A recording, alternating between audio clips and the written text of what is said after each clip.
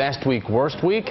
We bring in my big three panel for today. Politics staff writer for Roll Call, Shira Toeplitz, Democratic strategist Morris Reed, and Republican strategist Chip Saltzman, also the former campaign manager for Mike Huckabee. Shira, I want to start with you. The burning question number one. On a scale of 1 to 10, with 10 being the worst, how bad has this week been for Mitt Romney, and is it all going to blow over once the debates start?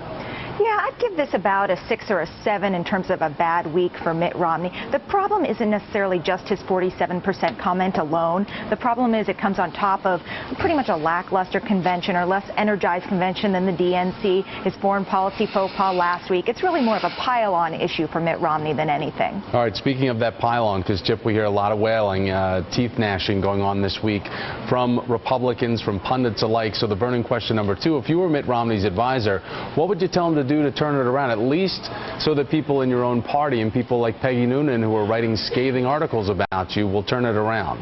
Well, I think it's back to the basics for Mitt Romney, and I think, yeah, I mean, we didn't have the greatest week the last week, but the good news is we're 45 days from the election and not 5 days, and he's got a lot of time to right the ship. So I think it's back to the basics. I think getting in a bus, grinding it out in the battleground states, really go county by county with the ones that matter in the states that matter, and that can get him to across the finish line in November. Morris, the burning question number three, do you think that the president regrets that remark about not being able to fix the country from inside Washington? I mean, isn't he pitching to remain inside Washington for 4 more years?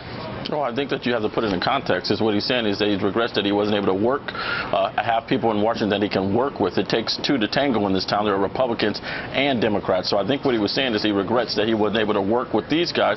But he made it very clear that if he's reelected, he's going to go around those guys he can't work with. So he was being very frank and very direct that if Republicans won't work with him, he will go around them.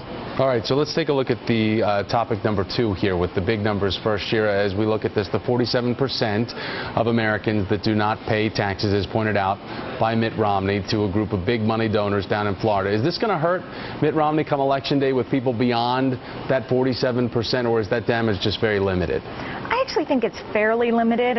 Like I said earlier, this is on top of several bad weeks for Mitt Romney. A lot of the people who are really angered by the 47% comment, to say Mitt was right about that, they probably would not vote for Mitt Romney anyway. Mitt Romney has definitely made this a base election in the past. Over the summer, he's really focused on turning out the base. So this is still a fight for really how many people in each party can the candidates turn out of their own. All right, so Chip, another big number is 5, and that's the number of days, according to the AP, that Mitt Romney did not have a public campaign event and was basically fundraising. So as you say, he needs to get out there, needs to get back into retail politics. Is he taking these big swipes off the campaign trail that hurt him in the long run? Well, I think some of those days, too, he did a lot of debate prep over the last couple of days because he knows that debates are going to be a big issue for him coming up. But look, Noah spent 40 days in an ark. If he can spend 40 days in the ark, Mitt Romney and Paul Ryan can spend the next 40 days in a bus running through these key battleground states and the ones that matter. And ultimately, in these really close elections, the turnout's going to matter. And if this is going to be a base election, you got to energize the base. Best way to do that for Mitt Romney and Paul Ryan to show up in your neighborhood. Chip, I'll tell you one thing, Chip, that American people aren't going to show out like Noah's Ark with these guys and the characters they have on the bus with them. American people are going to be running for the high hills and voting for Democrats with Paul Ryan and Mitt Romney and all these scary characters that they're bringing along with them. You know, that's not what we saw in 2010 after Barack Obama had both the houses of Congress and the United States Senate passed Obamacare and things like that. The American people ran to the Republicans because they knew they could right that ship, and I think that's what we got a chance to do in November. Chip, one thing, though, that Lindsey Graham, though, I want to get this out there, that Lindsey Graham said encouraging Romney to engage in more retail politics, saying, quote, I think that what Romney needs to do is to get into Virginia and run for sheriff. This is not rocket science. Is Mitt Romney not comfortable with the retail politics of things? Well, he's more comfortable in the white-gloved back rooms of country clubs. Look, I don't think it's any big question. His strongest suit is not to give a big speech and behind the podium in front of 10,000 people. But he's pretty good one-on-one, and I've seen him do it. And he's good in the small groups. And, you know, it doesn't come across on TV, but he's very engaging. And I think the best way to do that is what Lindsey said. Let's run for sheriff. All politics is local.